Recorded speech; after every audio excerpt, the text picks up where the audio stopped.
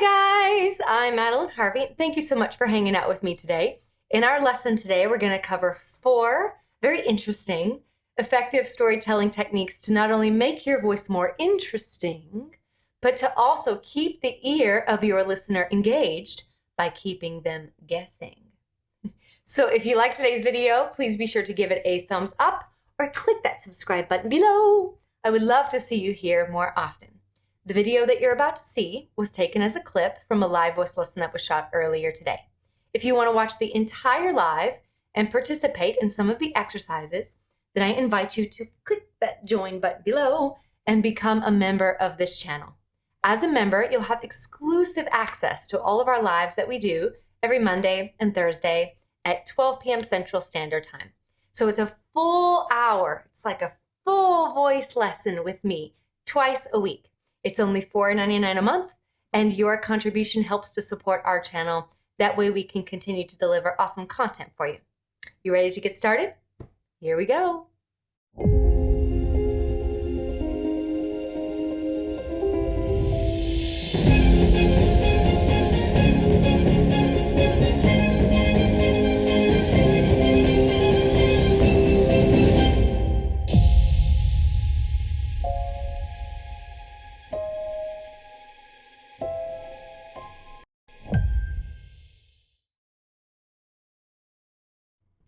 I just want to start by saying, if you are a new member, I'm so happy to have you here. We do these live voice lessons every Monday and Thursday at 12 p.m. Central Standard Time. So we hope that you'll be able to join us then. Okay. Hi, Lucinda. So today's talk is a big one. It's a really big one. It's very interesting, and it's how to make your voice more interesting. So when we say interesting, what exactly do you think that we mean? What are some things that come to the front of your mind? And FYI, today is going to be extremely interactive, meaning I'm going to rely entirely on your responses. If you're watching this live, don't be afeared to be incredibly interactive and type in those comments, because I'll be engaging you directly as we're moving through this live. So when we think about singers' voices that have been interesting to us, what exactly about their voice has made it interesting? What is it that generates interest? What is it that even captures our attention to begin with? We are inundated with things that are asking and vying for our attention. So how are we as singers or speakers or songwriters ever going to be able to penetrate that haze of being completely our attention going every which direction, to not only grab someone's attention but to hold it? So Dennis says variation in tone and pitch. You are almost there. Don't march strictly to the beat is what Laurel says. And I like how this is going. I like it. I like it. Tone and timbre, Lucinda says. You guys are on. Anything else you want to add? If you know, it's such an interesting thing.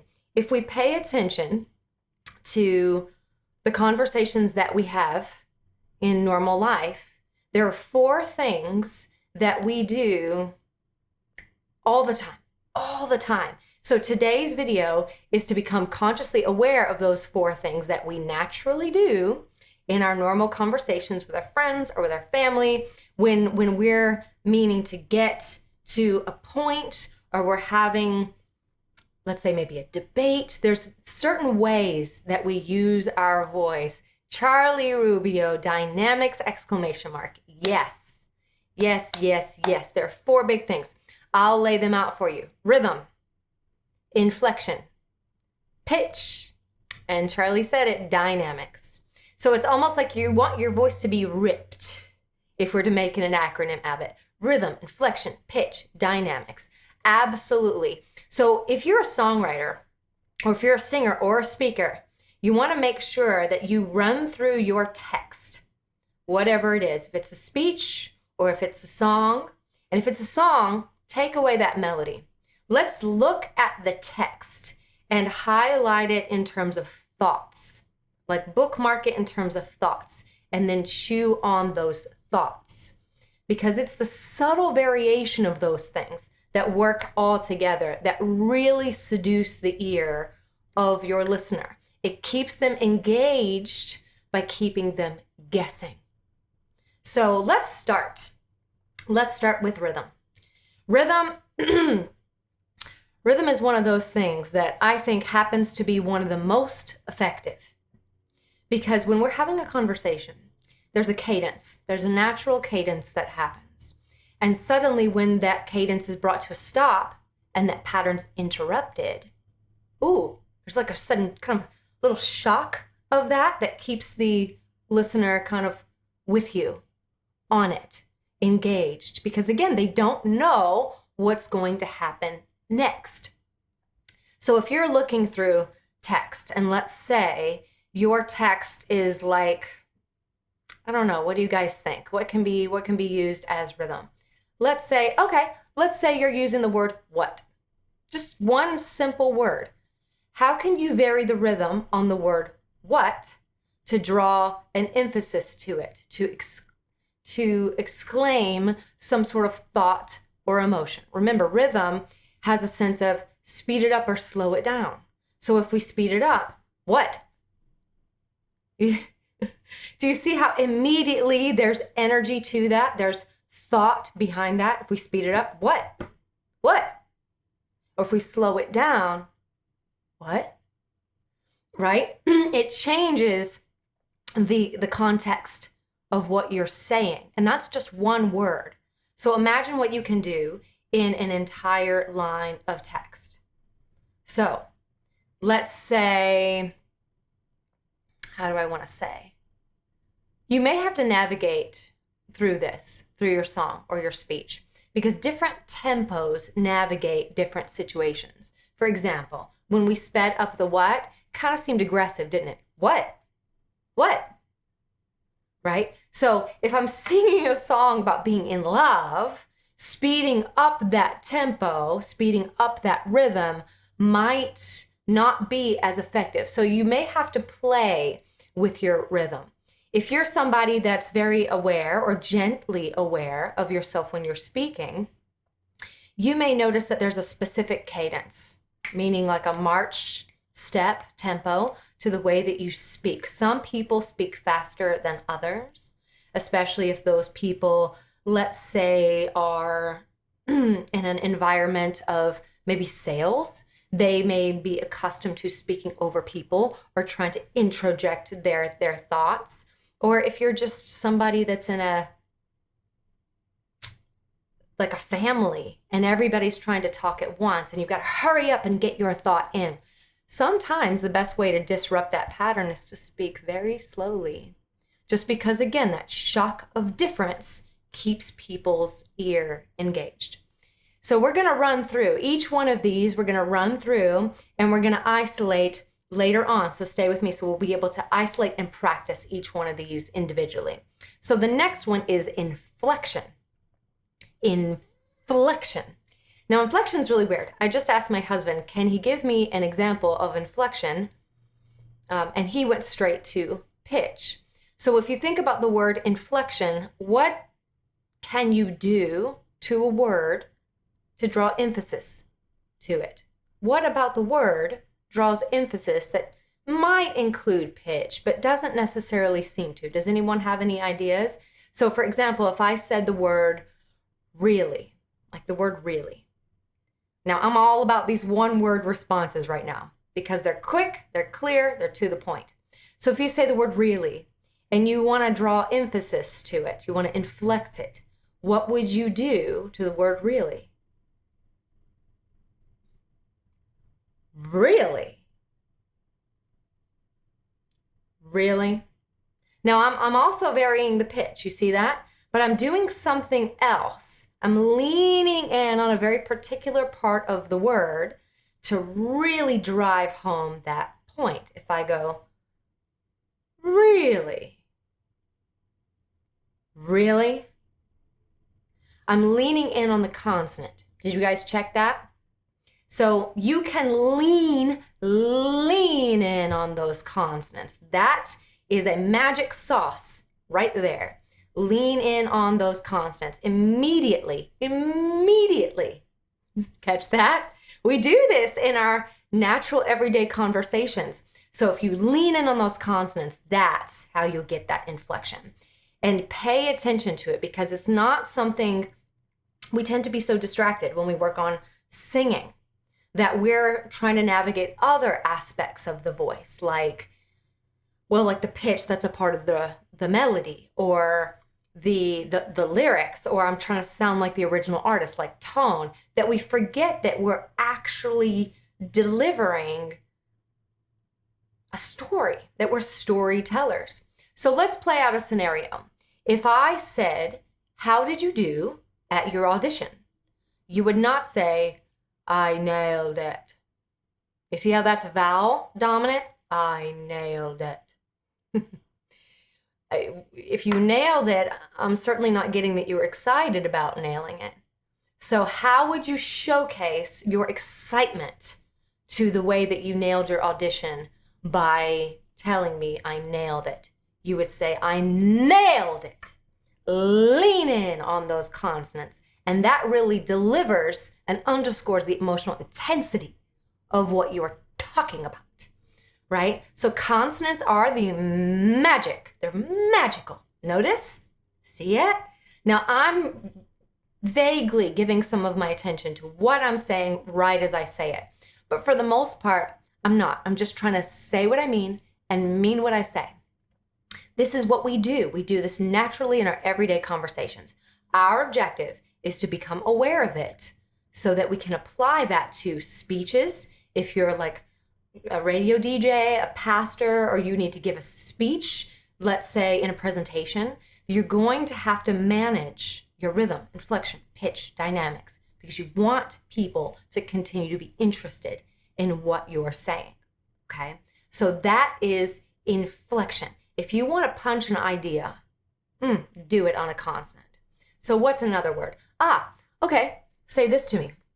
Say this to me. I love you. If you were telling someone, if you're professing your love to someone, again, just like I nailed it, you would not say, "I love you," right? I love you. So we don't want to sing it that way. That's very vowel dominant. We would go, "I love you. I love you," right? Now I shifted what I inflected. I love, but who do I love? You. Right? So go through the text of your song, of your speech. I love you. I love you. And see if you can shift what you inflect and see how that gets to a different kind of point. Now, I'm making all of these kind of big and over-exaggerated. But I do believe that we will find that the most impact and the most interest we can generate is when they're more subtle. But that's okay. We'll practice that in just a second. All right, here's everybody's favorite, and that's pitch. Usually when we mention pitch to people, especially when we're in this kind of situation where we're experimenting with certain things and we're trying to learn about rhythm, inflection, pitch, dynamics, we feel confounded to the pitch of a melody in a song. Or when we're trying to make something different, we will really, really over-exaggerate the pitch.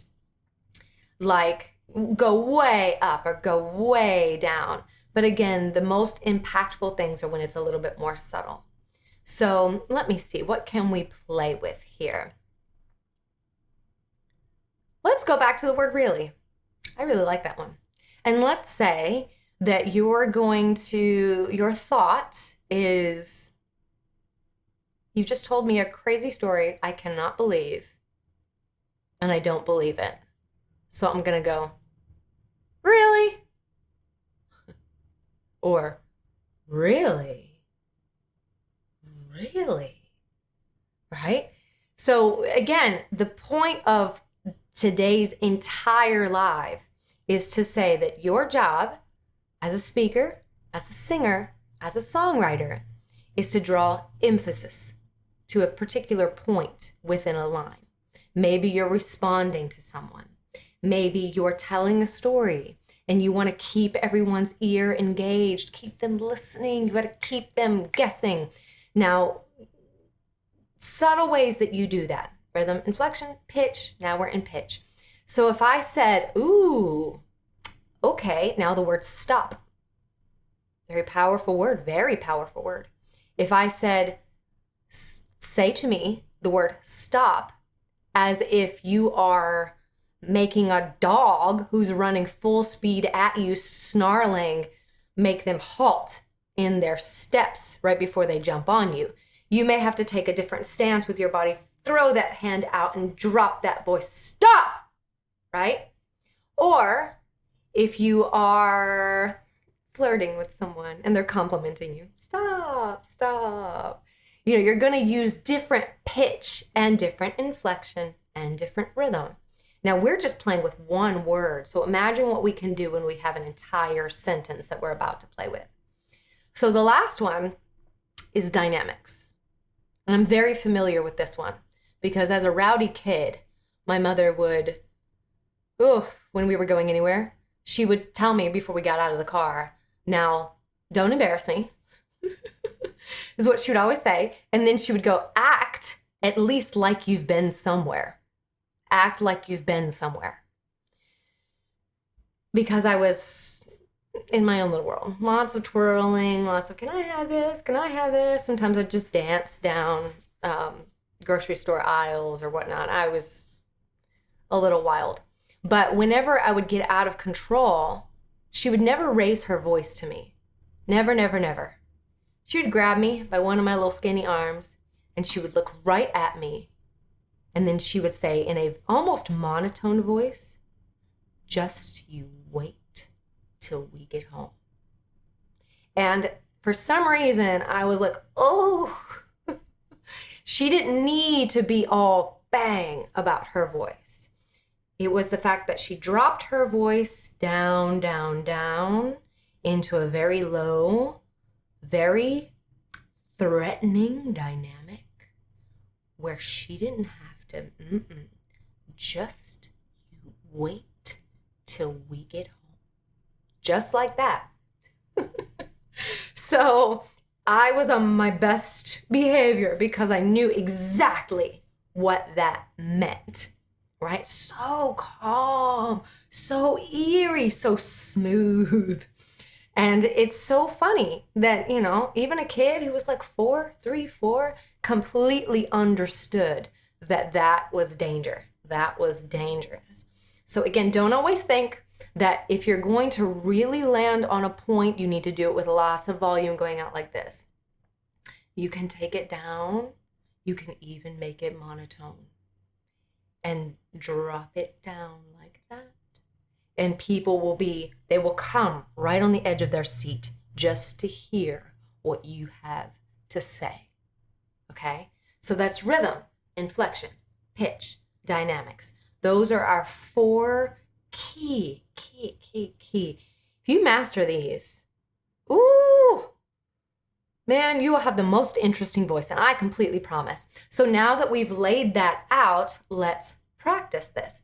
So I have a couple of songs, and I also have some text. I'd like to do a little bit of everything, okay? But I'm going to start with the text, partly because I know the 3 songs that I've chosen today. Everyone knows them.